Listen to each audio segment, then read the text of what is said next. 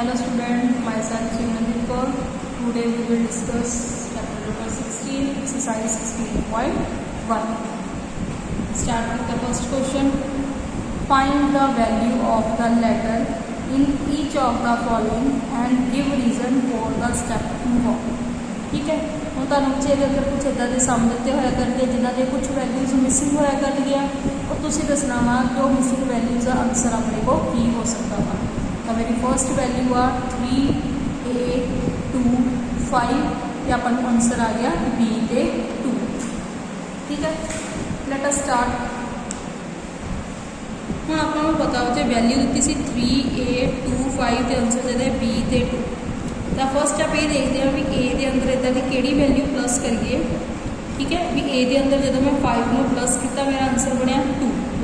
हुण ए दे विच इदां दी किहड़ी वैल्यू हो सकती है कि 5 प्लस किया 2 बन गया।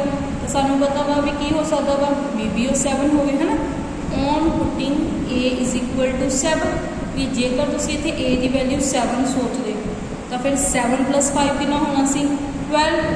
ठीक है, इन विच वंस प्लेस इज 2 जिहदे विचों 12 की जगह पर जिहड़ा 2 आ तुसीं उहनूं रख लेना सी, जिहड़ा 1 आ उन्हें कैरी कर जाना सी। ठीक है, तो बिल्कुल 7 + 5 12 बन गया। 12 की हेल्प में आपको इतने 2 मिल गया। इसका मतलब ए की वैल्यू की हो सकती है अपने को 7। ठीक है, एंड पुटिंग 2 इस करके आप 2 में इतने रखता एंड कैरी ओवर 1 तो 1 में ऊपर कैरी लिए भेजता। हूँ जो 1 में ऊपर कैरी लिए भेजता तो देखो 1 + 3 + 2 कितना बन जूगा अपने को 6। इसका मतलब इतने बी की वैल्यू की हो सकती है 6। तो सॉल्व करके पता लगे बच्चे ए की वैल्यू हो सकती है 7 तो बी की वैल्यू हो सकती है 6। ठीक है, ये सब तुम अपने आइडिया नाल ही देखना वा भी की हो सकता वा। इसी तरह मेरी नैक्सट वैल्यू आ 4A9 8C B3। ठीक है, हुण तुसीं सोचो भी ए की इदां दी किहड़ी वैल्यू भरा कि जदों मैं उहदे विच 8 प्लस करा मेरे को आ जाए 3। हुण ए की इदां दी किहड़ी वैल्यू आ 3 आ, मतलब मेरे दिमाग च आना चाहिए 13 भी मैं 8 में इदा की प्लस करा कि मेरे को 13 बन जाऊगा। ठीक है, तो तुम अपन फिंगर्स से काउंट करके देखो भी 8 कितना ऐड करिए 9 10 11 12 13। इसका मतलब मैंने पता लगना चाहिए वा भी 5 ऐड करने की लोड़ आ। ठीक है, तो on putting a is equal to 5 जो मैं ए की वैल्यू 5 भरी तो 5 + 8 कितना आ गया अपने को 13। इसका मेरा 1 प्लेस का आंसर कितना मिल गया 3, यानी कि मेरे को ए की वैल्यू कितनी होगी 5। हुण एंड पुटिंग 5 जो तुम 5 पुट करता 1 में कैरी भेजता जो 1 में कैरी भेजा कि है 1 + 4 + 9 9 4 13 + 1 कितना आ गया 14। हम 14 तो इतने लिख नहीं सकते। इसका मतलब क्या होगा 4 इतने रह जाऊगा 1 कैरी ओवर हो जाऊगा। जो 1 कैरी ओवर हो जाऊगा मतलब सी की वैल्यू कितनी हो जाएगी अपने को 1। तो सॉल्व करके ए की वैल्यू 5 हो जाएगी बच्चे, बी की वैल्यू 4 हो जाएगी तो सी की वैल्यू 1 हो जाएगी। ठीक है, इसी तरह अपने को आ जाएगा हम थर्ड पार्ट थोड़ा सा इंटरेस्टिंग है कि लिखा होया 1 × A आंसर आ गया 9A। हम देखो इत्थे भी A आ, इत्थे भी A आ, इत्थे भी A आ। ठीक है, तो तुम कोई इदा का नंबर सोचो कि जिन्होंने सेम ना मल्टीप्लाई करिए तो सेम ही रह जाएगा। ठीक है, हुण पॉसिबिलिटी की होंगी जो तुम 1 में 1 ना करते हो तो 1 लेता, 5 में 5 ना करते हो तो 25 होंगे, 6 में 6 ना करते हो तो 36 होंगे। तो जी वैल्यू ना तुम मल्टीप्लाई कर रहे हो तो लास्ट प्लेस से भी वही मिलता पाया। ठीक है, तो पॉसिबिलिटी आ भी ए की वैल्यू इतने 1 भी हो सकती है 5 भी हो सकती है 6 भी हो सकती है, तिना चो कुछ भी हो सकता वा। तो कहते while multiplying a with a भी जो तुम ए ना मल्टीप्लाई करोगे itself we are getting a number सानू एक इदा का नंबर मिलेगा whose ones digit is a again भी जिहदा वंस प्लेस वाला अखर फिर दोबारा कितना बनता पाया अपने को ए।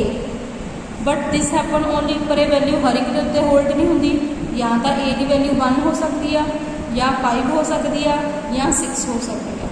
ठीक है, फर्स्ट तुम सोचा भी ए की वैल्यू हो सकती है 1 तो जो तुम सोचा भी ए की वैल्यू 1 हो सकती है 1 1 1 तो जो तुम सॉल्व किया तो उस अकॉर्डिंग आंसर बनना चाहिए 11। ठीक है, पर तुम इतने 11 बनने की बजाय तुम्हें कितना है वा 9। तो देखो सी लिखा if a is equal to 1 then 11 multiply 1 कितना बनता पाया वा 11, बट 10th डिजिट है इज 9, पर जो 10th प्लेस से अखर पाया वा उसकी वैल्यू कितनी है 9, therefore a is equal to 1 is invalid, इसका मतलब ए की वैल्यू 1 तो फेल हो। ठीक है, फिर असं सोचा चलो ए की वैल्यू 5 भर दें, 1 इंटू 5 इंटू 5 इंटू 5 5 का 25, 2 कैरी 5 1 का 5 6 ते 7, पर जो मैं ए की वैल्यू 5 भरी तो मेरे को 10th प्लेस से की बनता पाया वा 7, दिता की होया वा 9, फिर इनवैलिड हो गया। ठीक है, फिर तो सोचा भी ए की वैल्यू 6 भर दें, जो तुम ए की वैल्यू 6 भरी तो अपने को कितना आ गया 96। If a is equal to 6 then 16 multiply 6 is equal to 96, therefore a should be 6। इतने ए की वैल्यू की होनी सी बच्चे 6 होनी सी, ताकि तेरा 10th प्लेस का अखर भी कितना बन गया 9। ठीक है, तो ए की वैल्यू होगी अपने को 6। Next statement A B 3 7 6 A, B दे विच इदां दा मैं की प्लस करा कि मेरे को आंसर आ जाए ए, तो जोड़ा ए आंसर इत्थे मिलेगा वही सेम आंसर ए इत्थे भी होगा। ठीक है, तो कहते जेकर तुम इतने ध्यान ऑब्जर्व करो इतने बनया हुआ वा 6, हुण 3 के अंदर जो इतने 3 प्लस करोगे तो ए की वैल्यू इतने 3 बनती पी है उस अकॉर्डिंग, तो जो सोचोगे इतने भी ए की वैल्यू 3 आ तो उस अकॉर्डिंग बी में कितना होना चाहिए वा 6 प्लस 6 तो 7 कितना होता 30, इतने कैरी भी तो जाऊगा ही। ठीक है, यानी कि इतने अपने को सारा कुछ ऑब्जर्व करने तो बाद देखा भी साढ़े को बी की वैल्यू कितनी हो सकती है 5, जो इतने बी की वैल्यू 5 हो जूगी तो 5 प्लस 7 कितना हो जाएगा 12, वैल्यू का 2 इतने रह जाऊगा, 1 चल जाऊगा कैरी ओवर। ठीक है, तो जो 1 चल जाऊगा कैरी ओवर तो पुटिंग 2 एट 1 प्लेस, 2 को 1 प्लेस से रख दो तो कैरी करो 1, तो मतलब उत्थे ए की वैल्यू कितनी हो जाएगी 2, तो जो 1 प्लस 2 प्लस 3 की बन जाऊगा 6, तो मतलब ए की वैल्यू की हो जाएगी अपने को 2 तो बी की वैल्यू की हो जाएगी अपने को 6। ठीक है, 5th क्वेश्चन है ए बी इंटू 3 को बी ना मल्टीप्लाई करना बी ही आना चाहिए। ठीक है, हम इदा की कि वैल्यू हो 3 को सेम ना मल्टीप्लाई करा तो सेम ही रह जाए। हम इतने पॉसिबिलिटी की आ हो सकता बी की वैल्यू 0 होंगी, क्योंकि 0 को 3 ना मल्टीप्लाई करिए 0 सेम रहता। हो सकता बी की वैल्यू 5 होंगी, तो जो 5 को 3 ना मल्टीप्लाई कर दो तो क्या आना सी 15। ठीक है, तो कहते जेकर बी 0 होंदा तो सानू कि 0 इंटू 3 इज इक्वल टू 0। ठीक है, जे इतने 0 आ गया इतने 0 आ गया तो उस अकॉर्डिंग 3 में इतने कि अखर मल्टीप्लाई करिए कि ए रह जाएगा। ठीक है, तो उस तो बाद ए की वैल्यू की आ जाएगी अपने को सेम होगी तरह ए की वैल्यू भी हो सकती है 5, जो तो 3 को 5 ना किया कि बन जाऊगा 15।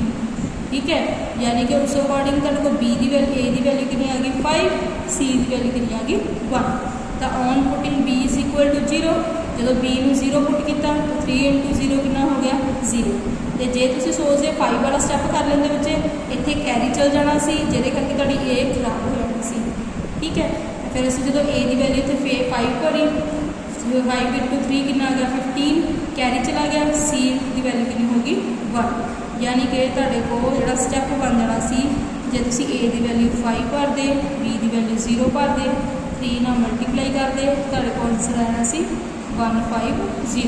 तो उस अकॉर्डिंग देखना सी तुहाडे को बी की वैल्यू 0 बनती पई आ, ए की वैल्यू 5 बनती पई आ, बी की सी की वैल्यू 1। ठीक है, next question next video explore करांगे। चैनल को लाइक शेयर सब्सक्राइब करना ना भूलियो। Thank you.